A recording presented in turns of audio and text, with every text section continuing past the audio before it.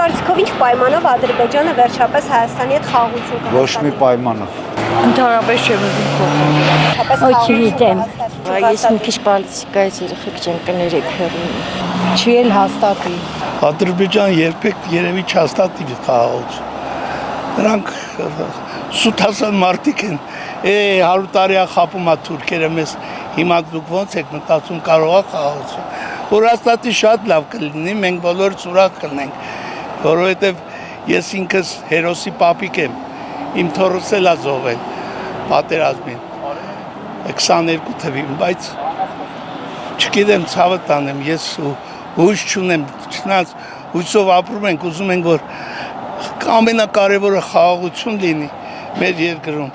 մեր երիտասարդները չզոհվեն։ Ձեր կարծիքով ինչ պայմանով Ադրբեջանը Հայաստանի հետ վերջապես խաղաղություն կհաստատի։ Բայց թաղեմ դրանցներին չիմանամ,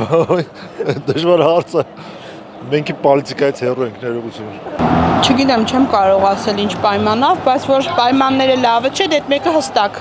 Չեմ անում, ինչ պատասխանեմ, շատ էլ քաղաքական հարցերի մեջ չեմ, բայց ավելի լավ է, որ մենք կարողանանք հաղթող դուրս գանք։ Ադրբեջանը Հայաստանի հետ խաղաղություն չի հաստատի, ես չեմ հավատում, ցավոք սրտի։ Քանի անգամ է խոստացել խաղաղություն, քանի անգամ հաստատեց։ Միթե պատմությունը մեզ դասեր չեն տալիս։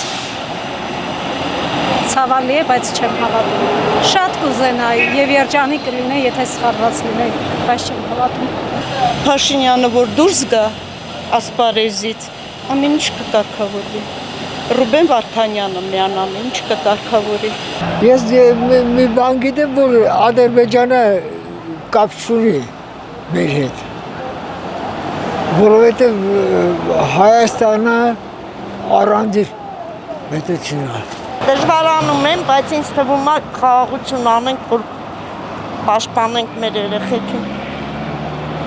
Միայն խաղաղություն, ուրիշ բան պետք չէ։ Ես արդեն հոգնել եմ այդ քննարկումները լսելու, Ադրբեջանը խաղաղության պայմանագիր երբեք չկապի, ինքը խապեպայի մեկն է։